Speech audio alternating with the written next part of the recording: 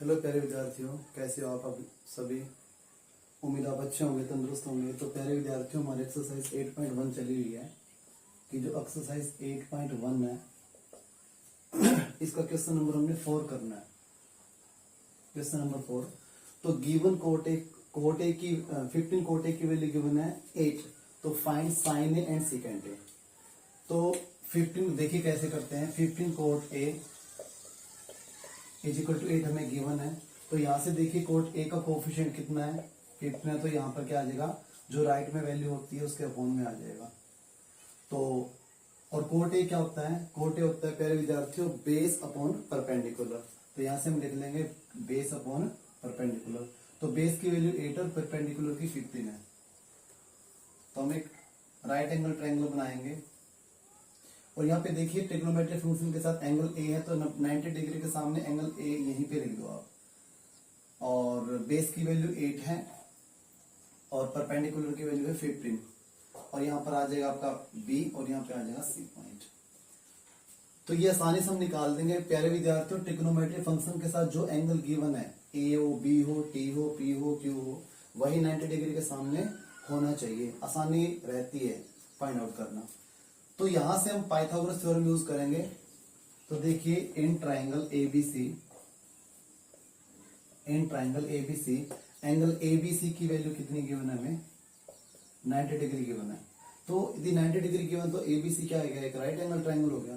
तो देयरफॉर जो triangle ABC है वो एक राइट एंगल ट्राइंगल है। Triangle ABC is a right angle triangle, is a right angled triangle, एक राइट एंगल ट्रायंगल है। अब राइट एंगल ट्रायंगल, तो राइट एंगल ट्रायंगल में हम पाइथागोरस थ्योरम यूज करते हैं। तो using Pythagoras theorem in triangle, using Pythagoras theorem, Pythagoras theorem, theorem in triangle ABC. यदि आप डायरेक्ट भी लिख सकते हो, यदि आप ये नहीं बताते हो कि एंगल एबीसी की 90, तो डायरेक्ट भी आप लिख सकते हो, काम चल जाएगा। Using Pythagoras theorem in triangle ABC. तो हाइपोटेन्यूज कैसे निकालते हैं, एसी पता है आप सभी को कि एसी होता है, क्योंकि हाइपोटेन्यूज क्या होता है, बेस और परपेंडिकुलर से हमेशा लार्जर साइड होती है, ग्रेटर लार्जर साइड होती है।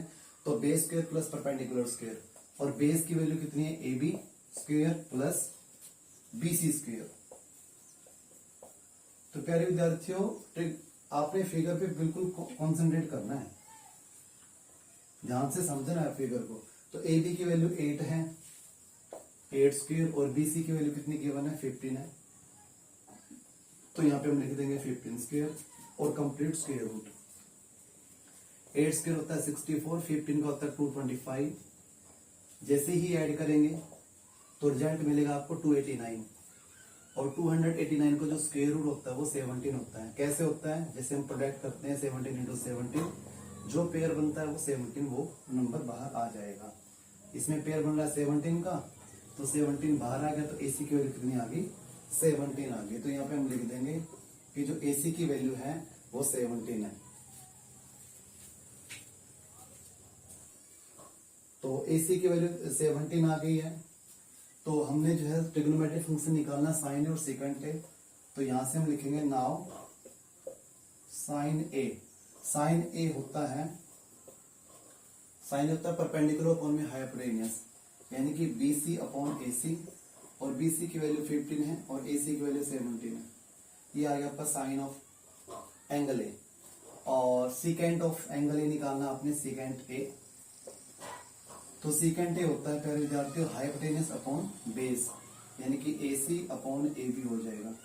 और एसी की वैल्यू है 17 और ए बी की वैल्यू है 8।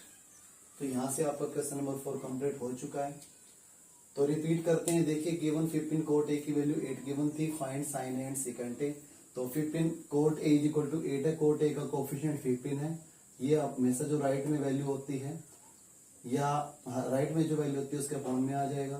तो 8 अपॉन 15। तो यहाँ से हम कंपेयर करते हैं कि कोट ए होता है बेस अपॉन परपेंडिकुलर, तो बेस की वैल्यू 8 होगी और परपेंडिकुलर की 15। तो ट्रायंगल एक डायरेक्ट लिख देना चाहिए यहाँ पे। अब इन ट्रायंगल एबीसी में एंगल एबीसी की वैल्यू कितनी है, 90 डिग्री है। 90 डिग्री तो ट्रायंगल एबीसी एक राइट एंगल ट्रायंगल हो गया। और राइट एंगल ट्रायंगल हो गया तो पाइथागोरस थ्योरम आसानी से हम यूज कर सकते हैं ट्रायंगल एबीसी में, तो यहाँ पर ए बी की वैल्यू 8 है, बी सी की वैल्यू 15 है, तो ए सी की वैल्यू देखो कैसे फाइंड आउट करते हैं। क्योंकि हाइपोटेन्यूज क्या होता है, हाइपोटेन्यूज हमेशा बेस और परपेंडिकुलर से हमेशा लार्जर साइड होती है, तो इसलिए base square plus perpendicular square complete square root आप कर दीजिए, या फिर perpendicular square plus base square complete square root कर दीजिए, BC square plus A B square. तो हमने लिखा A B square plus B C square. तो ए बी की वैल्यू कितनी है, ए बी की वैल्यू 8 है, तो हम 8 लिख देंगे, और बी सी की वैल्यू 15 तो 15 हो जाएगा। तो 8 स्क्वायर और 15 स्क्वायर, 8 स्क्वायर होता है 64 और 15 का स्क्वायर होता है 225। जैसे ही ऐड किया 289, 289 का जो स्क्वायर होता है वो 17 होता है। कैसे होता है, जैसे इसका 289 के जो नंबर बनते हैं कंटिन्यू, ये ऐसे दो नंबर है जिनके मल्टीप्लाई करने पर 289 बन रहा है, तो यही जो पेयर बन रहा है 17 का, वही नंबर बाहर आ जाएगा, तो 289 का स्क्वायर रूट 17। तो एसी की वैल्यू आ गया हमारे पास 17। अब साइन ऑफ एंगल ए निकालना है, साइन होता है परपेंडिकुलर अपॉन में हाइपोटेन्यूज, तो बीसी अपॉन एसी, तो 15 अपॉन 17। सिंपल इजी है बिल्कुल। सेकेंड है बेस अपॉन हाइपोटेन्यूज, तो सेकेंड होता है हाइपोटेन्यूज अपॉन बेस, यानी कि AC upon A B, 17 upon 80 आ गया। कटते हैं नहीं।